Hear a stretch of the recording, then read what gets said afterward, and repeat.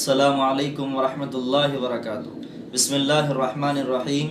اگر کسی شخص کے انتقال کا وقت قریب ہو تو اس وقت کیا کیا اعمال کرنا ہے، اللہ کے رسول صلی اللہ علیہ وسلم نے اپنی امت کو کیا ہدایات دی ہیں، اس کا مکمل تذکرہ میں نے گزشتہ بیان میں تفصیل سے ذکر کیا ہے قرآن و حدیث کی روشنی میں۔ اس وقت آپ حضرات کو وہ اعمال بتانا ہے جو اللہ کے نبی صلی اللہ علیہ وسلم نے انتقال کے بعد کیا کرنا ہے وہ ساری چیزیں بتائی ہے۔ چنانچہ سب سے پہلی چیز، اگر کسی کے گھر میں انتقال ہو جائے تو یہ بہت بڑا مسئلہ آتا ہے کہ انتقال کے بعد خاندان والوں کا، رشتہ داروں کا غم کا اظہار کرنا۔ غم کے اظہار کی کئی شکلیں ہیں۔ بعض لوگ وہ ہیں جو غم کا اظہار خوب رونے اور چیخنے پکارنے سے کرتے ہیں، بعض لوگ وہ ہیں جو اپنے غم کا اظہار کپڑے پھاڑ کر کرتے ہیں، بعض لوگ وہ ہیں جو اپنے غم کا اظہار اپنے گالوں اور رخسار پر مار کر کرتے ہیں۔ لیکن یہ سارے اعمال جو آج کل کیے جاتے ہیں یہ جاہلیت کی رسمیں ہیں۔ اللہ کے نبی صلی اللہ علیہ وسلم نے خاص طور پہ اس سے منع فرمایا ہے۔ آقا صلی اللہ علیہ وسلم کا ارشاد ہے، بخاری شریف کی روایت ہے، لیس منا من لطم الخدود وشق الجیوب ودعا بدعوى الجاہلیہ، کہ وہ شخص ہم میں سے ہرگز نہیں ہو سکتا۔ کون؟ فرمایا من لطم الخدود، جو غم کے اظہار میں اپنے گالوں کو پیٹتا ہے، وشق الجیوب، اور اپنے کپڑے پھاڑتا ہے، ودعا بدعوى الجاہلیہ، اور جاہلیت کے جیسے بول چیخ پکار کر بولتا ہے۔ یہ سارے جملے ایسے میرے دوستوں، بعض مرتبہ ایسے جملے ہماری خواتین یا ہمارے مرد حضرات کہتے ہیں جس کی وجہ سے آدمی کافر ہو جاتا ہے، اللہ تک بات چلی جاتی ہے اور اللہ کے اوپر طعنہ دیتے ہیں کہ کیا اللہ کو اسی کی جان لینا تھا، کیا اللہ کو اس سے کوئی دشمنی تھی، اس کے بجائے اس کا لے لیا ہوتا، یا اللہ کی مرضی میں دخل اندازی کرنا ہے اور اللہ کے فیصلے پر انگلی اٹھانا ہے۔ اس لیے ہرگز ایسے جملے نہ کہے جائیں۔ اور رہا مسئلہ زور سے پکار کر رونا، تو اللہ کے رسول صلی اللہ علیہ وسلم نے منع فرمایا من نیح علی یعذب بما نیح علی، کہ جس آدمی پر خوب زور سے رویا جاتا ہے تو ان کے رونے کا عذاب اس میت کو دیا جاتا ہے۔ کیوں ہم اپنی میت کو تکلیف پہنچائیں؟ اس کے لیے ایک بات رہ جاتی ہے کہ اگر جب چیخ پکار کر کے رونے سے منع کیا گیا تو ہم تو انسان ہیں، ہم کو تو غم ہوتا ہی ہوتا ہے، تو اس کے غم کا اظہار تو کئی طریقوں سے ہو سکتا ہے۔ تو اللہ کے نبی صلی اللہ علیہ وسلم سے اس بارے میں بہت بہترین روایت منقول ہے کہ انسان بحیثیت انسان کے جب غمگین ہو تو اس کے کچھ اظہار کئی طریقوں سے ہوتا ہے۔ ایک طریقہ یہ ہے کہ آنسو نکلتے ہیں، اور اس سے اللہ کے رسول صلی اللہ علیہ وسلم نے ہرگز منع نہیں کیا۔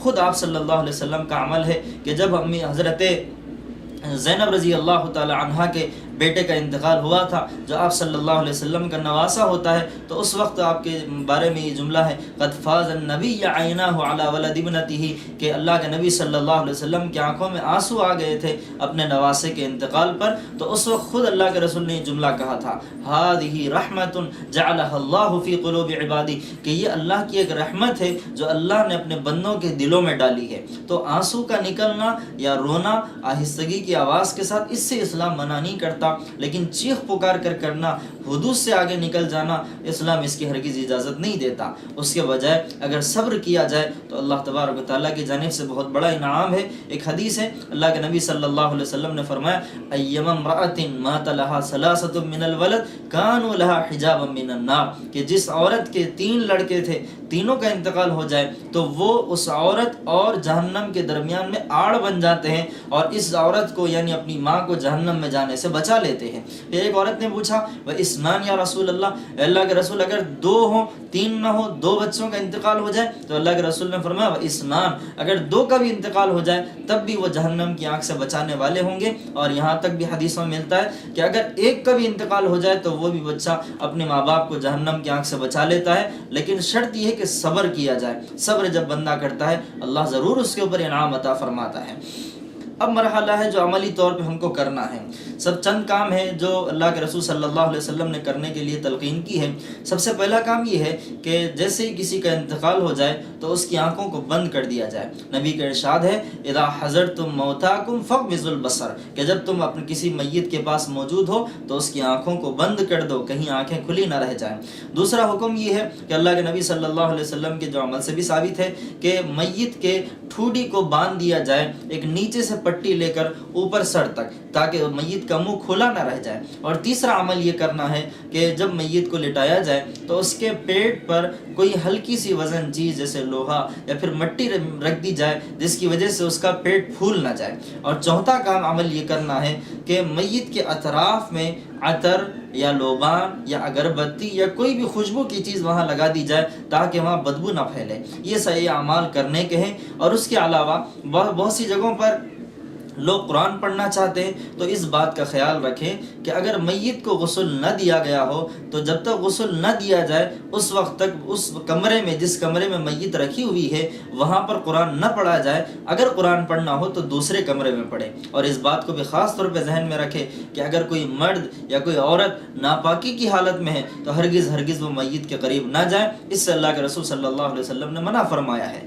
یہ چند کام ہیں جو ہم کو کرنے ہیں اس وقت جب کہ وہاں میت موجود ہو۔ یہ تو وہ اعمال تھے کہ جو ان لوگوں کو کرنا ہے جس کے گھر میں انتقال ہوا ہے۔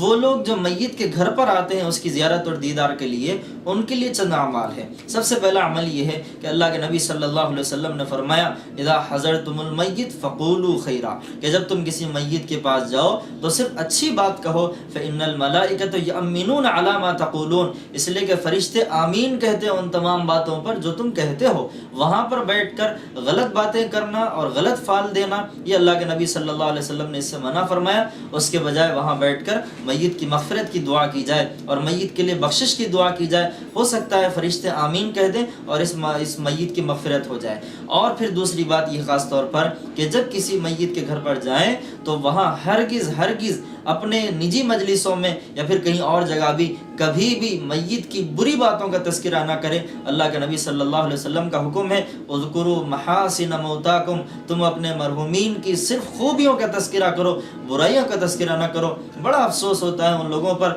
جو جن کو غیبتیں کرنے کا بڑا شوق ہوتا ہے، نہ وہ کسی کو زندگی میں چھوڑتے ہیں اور نہ موت کے بعد چھوڑتے ہیں۔ بہت سے لوگوں کو دیکھا گیا انتقال کے بعد بھی میت کے ان تمام برائیوں کو ذکر کرتے بیٹھتے ہیں، یہ ایسا تھا، یہ ویسا تھا، وہ فلانا تھا، اس کا معاملہ تو اب اللہ کے سپرد ہو گیا۔ ہم غیبت کر کے اپنی آخرت کیوں خراب کریں؟ اس لیے اس بات کا خیال رکھیں کبھی میت کی برائیوں کا تذکرہ نہ کریں۔ اور ایک آخری عمل جو کرنا ہے جس کی طرف عموماً لوگوں کو توجہ نہیں ہوتی، وہ یہ ہے کہ جس کے گھر میں انتقال ہوا ہے اس کے گھر اپنے گھر سے کھانا بنوا کر بھیجائے۔ یہ اللہ کے نبی صلی اللہ علیہ وسلم کا عمل ہے۔ آپ نے خود کر کے دکھایا کہ حضرت جعفر رضی اللہ تعالیٰ عنہ جو حضور اکرم صلی اللہ علیہ وسلم کے چچازاد بھائی تھے، وہ جب شہید ہوئے تھے تو آپ صلی اللہ علیہ وسلم نے اپنے گھر والوں سے کہا تھا اصنعوا لآل جعفر طعاما فإنه قد أتاهم ما يشغلهم، کہ تم جعفر کے گھر والوں کے واسطے کھانا بناؤ، اس لیے کہ آج ان پر ایسی مصیبت آئی ہے جس کی وجہ سے جس نے ان کو مصروف کر رکھا ہے وہ ان باتوں کی طرف توجہ نہیں دے سکتے۔ تو ہمارا فرض بنتا ہے کہ ہم میت کے گھر والوں کے پاس کھانا پہنچائیں۔ میت کے گھر والوں کو کھانا بھیجانا یہ سنت سے ثابت ہے، میت کے گھر کا کھانا سنت سے ثابت نہیں ہے۔ اس لیے اس بات کو ذہن میں رکھیں اور اس پر عمل کریں، انشاءاللہ سنت کا ثواب ملے گا۔ میں اللہ سے دعا کرتا ہوں اللہ تبارک و تعالی ہم میں سے ہر ایک کو اپنی زندگی کے سارے اعمال اللہ کے نبی صلی اللہ علیہ وسلم کے بتائے ہوئے طریقے کے مطابق کرنے کی توفیق عطا فرمائے۔ السلام علیکم ورحمۃ اللہ وبرکاتہ۔